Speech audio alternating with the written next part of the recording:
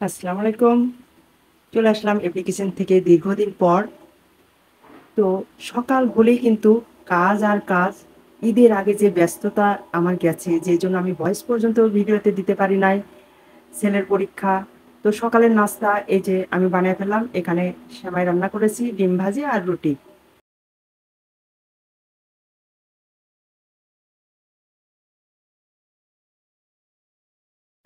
তো নাস্তা শেষ করলাম। করার পরেই বের হলাম।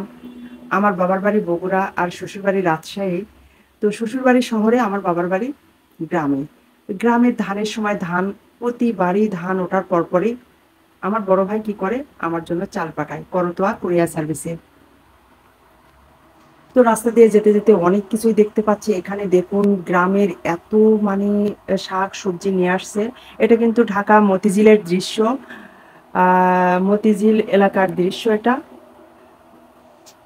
এত সুন্দর কচু শাক, লাউ শাক, বারোমিশালি শাক, কত রকম যে গ্রামের যে শাকগুলো থাকে, সব শাক এখানে পাবেন। তো আমি যাচ্ছি আর ভাবলাম যে আমি কি কি দেখছি, এত ভালো লাগছে। তো এখান থেকে কিছু লিচু কিনলাম। 450-500 টাকা সব লিচু।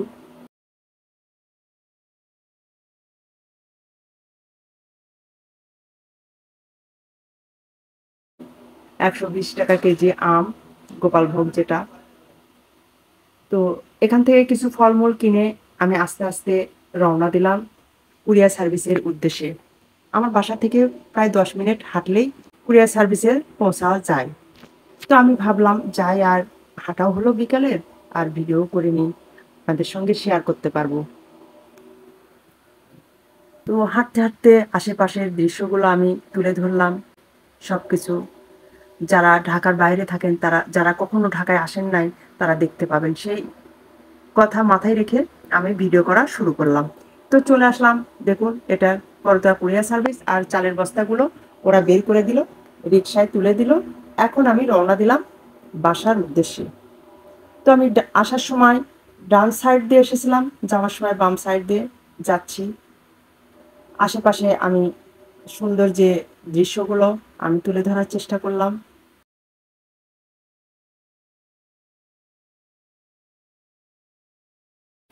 রাস্তায় যেতে যেতে রিক্সাওয়ালা মামার সঙ্গে আমার কথা হলো। রিক্সাওয়ালা মামার বাড়ি সেই একই আমাদের বগুড়ায়।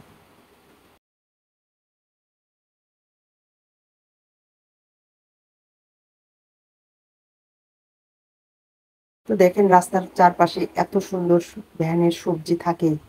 হ্যাঁ, একদম বাসার কাছেই।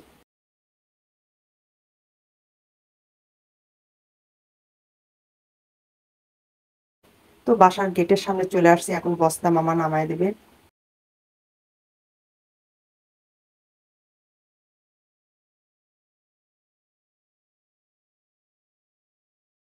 অনেক সুন্দর চাল। বাড়ির চাল খাওয়ার পর আমি কিন্তু কেনা চাল আর খেতে পারি না। আমার বড় ভাইকে এত নিষেধ করি। তো চালগুলো 1 বছর হয়ে যাওয়ার পরে পোকা ধরেছিল, সেগুলো ঝেড়ে এইভাবে ধুয়ে তুলে নিচ্ছি, পানিটা ঝরায় নিচ্ছি।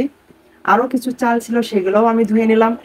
আমার 5 ভাই, তার মধ্যে সবচেয়ে যে ছোট ভাই, উনিও শহরে থাকেন কিন্তু গ্রামে ধান করেন। কেনা চাল আমাদের কেউই খেতে পারে না। তো ঈদ চলে আসছে, কুরবানি ঈদ। গত বছরের যে ভাবি চালগুলো দিয়েছিল আটা করার জন্য, চালের রুটি, আমাদের বগুড়ায় কিন্তু চালের রুটি খুব পছন্দ গরুর মাংসের সাথে বা গোস্তের সাথে। প্রায় 15 কেজি চাল আমি ঝেড়ে ধুয়ে তুলে নিয়েছি। আমার বাসায় যতগুলো ঝাঁকা ছিল প্লাস্টিকের, সবটার উপরে একটু একটু করে তুলে নিয়েছি। এই যে দেখুন, এই যে সব এক জায়গায় রাখতে পারিনি, সবটার মধ্যে এভাবে রেখে পানি ঝরায় নিয়েছি। এবার আমি টেবিলের উপরে একটা সুতি কাপড় মেলে তার উপরে চালগুলো এভাবে পানি শুকিয়ে নিয়েছি। বারবার ফ্যান ছেড়ে দিয়ে বারবার আমি চালটা নেড়ে দিয়ে শুকিয়ে নিয়েছি। কাজের ফাঁকে ফাঁকে এভাবে বাসায় পরা কিছু জামাও আমি হ্যান্ড মেশিনে বানায় ফেললাম।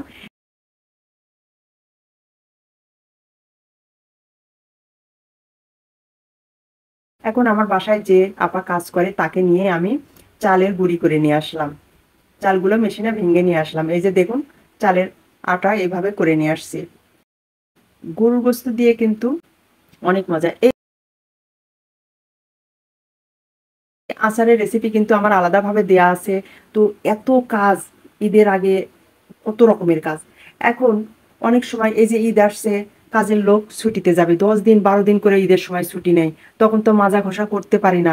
আমি যেভাবে কাজের লোক না থাকলে মাজা ঘষা করি, আপনাদের সঙ্গে এটা শেয়ার করি। তো পুরাতন মাজনি থেকে আমি যেভাবে বের করে নিলাম, ওইভাবে একটা বোতল কেটে, এই যে দেখেন বোতলের মুখও এইভাবে সুন্দর করে আটকায় দিলাম। এই যে দেখুন, এখন হাতে মাজনি লাগবে না। আমার এতটাই সমস্যা হয়, আমার হাত জ্বলে।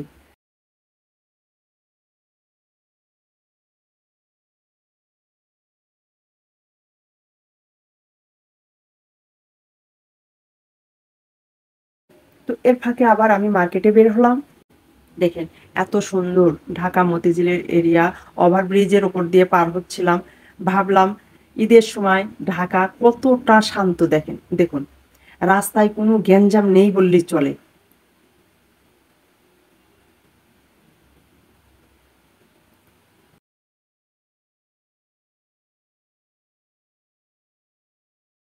তো ওভারব্রিজ পার হয়ে আমি একটু ঘড়ির দোকানে গেলাম। ঘড়ি কিনলাম, আরো 4 জোড়া জুতা কিনলাম। এবার আমার বাসার কাছেই গরুর হাট, শুক্রবার। তো তারা গরু কিনতে গেছেন, ছেলে মানুষেরাই গরু কিনতে গেলেন। তো আমি ভাবলাম আমি একটু যাই, কেমন দেখে আসি হাটটা। তো এই ছিল আমার ঈদের আগের ব্যস্ততা, বিভিন্ন রকম ব্যস্ততা। আরও কিছু আমি ভিডিও ধারণ করতে পারি নাই অফ ক্যামেরায়, যেগুলো দেখানো সম্ভব হয় নাই। কি যে পরিমাণ কাজের চাপ থাকে, তার মধ্যে ভিডিও করা কতটা যে কঠিন, এটা আমি বোঝাতে পারবো না। যারা ভিডিও করে তারাই জানে কতটা কঠিন। যে কারণে আমি অনেক ভিডিওতেই ভয়েস দিতে পারি না। আমার পেজের অনেক বড় বড় ভিডিও আছে, যেগুলো যেগুলো বড় ভিডিও, সেগুলোতে আমার নিজের কণ্ঠ দেওয়া আছে। আপনারা অবশ্যই আমার বড় ভিডিওগুলো দেখবেন। আর আমার ভিডিওগুলো যদি আপনাদের কাছে ভালো লেগে থাকে, তাহলে আপনাদের বন্ধু বান্ধবদের কাছে শেয়ার করবেন। আর পেজের ফলো লাইক দিয়ে রাখবেন, যাতে পরবর্তী ভিডিওগুলো খুব সহজে আপনারা পেয়ে যান। তো আজকের মতো এখানেই বিদায় নিতে চাচ্ছি। সবাই ভালো থাকবেন। সবাইকে ঈদ মোবারক জানালাম।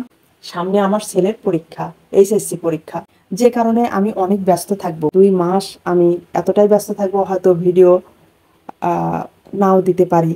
চেষ্টা করব আপনাদের সঙ্গে যোগাযোগ রাখার, তবে আপনারা কিন্তু ভুলেন না। তো ভালো থাকবেন সবাই, ভালোভাবে ঈদ করবেন। আসসালামু আলাইকুম, আল্লাহ হাফেজ।